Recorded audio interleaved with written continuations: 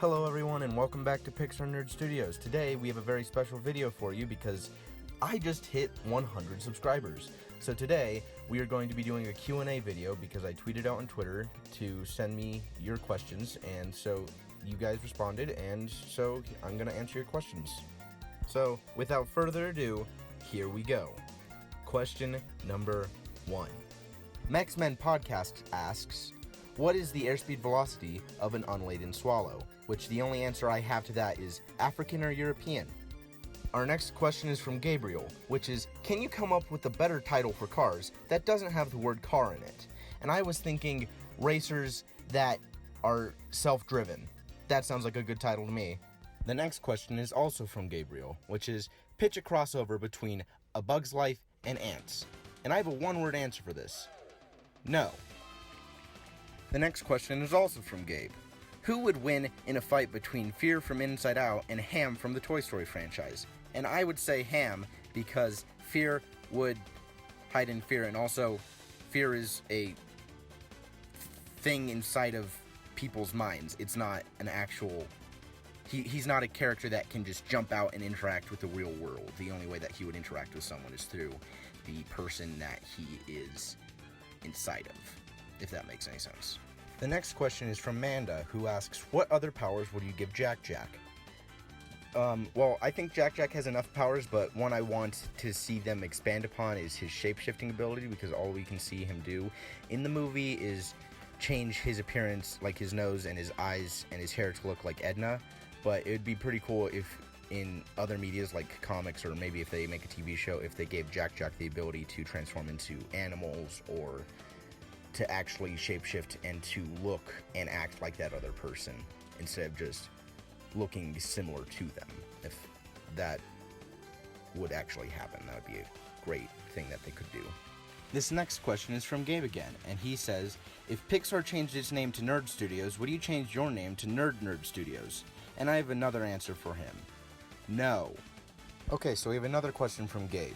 If you had to punch a Pixar character, which one would it be, and why Remy?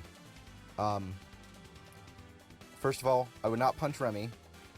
Second of all, it would be Skinner from Ratatouille, because he's just an unlikable character. Next up, we have Mando with another question, which is, what are your favorite drawings that you have done? Well, I think my favorite drawings are this one, and this one here. The next question is also from Mando, which is, what is your favorite type of animation style? And I would have to say the animation style of the 1930s, and mainly because of the rubber hose animation and how the squash and stretch is in that type of style. The question is, what is the most underrated animated film? And in my opinion, that would be DreamWorks' Over the Hedge. It has a great soundtrack, great character designs, great story, and it's just one of my childhood favorites. Question comes from Geekly Goods, who asks, who are two artists that influence your work?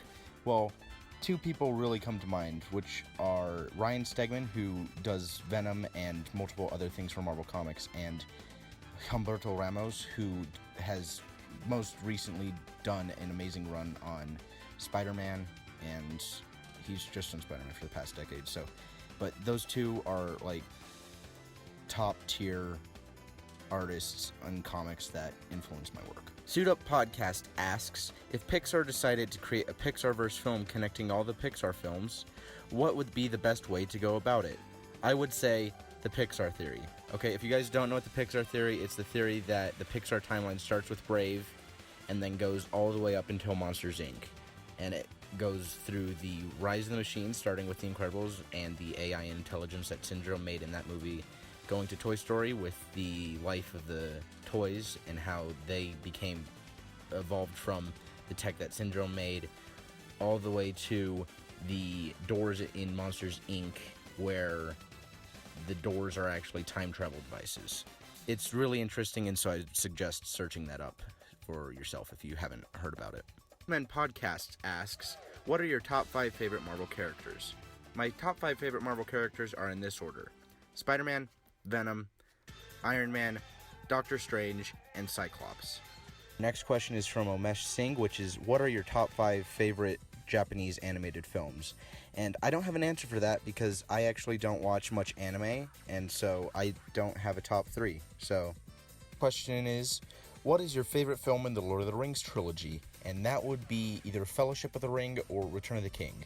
I can't decide because I like both of those equally.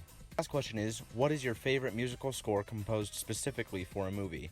That would be anything composed by Michael Giacchino. He is one of the best composers of this modern age, and yeah, but specifically would be his soundtrack for The Incredibles. It is amazing, and I will listen to it until the day I die. Well guys, that was the last question, but before we end this video today, I'm going to announce the winner of the giveaway.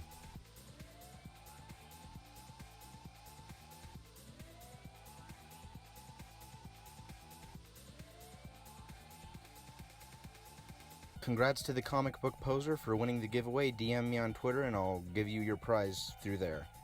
Thank you guys for watching all the way through the video. If you liked the video, then please leave a like, and if you haven't subscribed already, then please subscribe because we just hit 100 subs, and it would be fun to hit 500. So, thank you guys for watching through the entire video, and I hope to see you in the next one.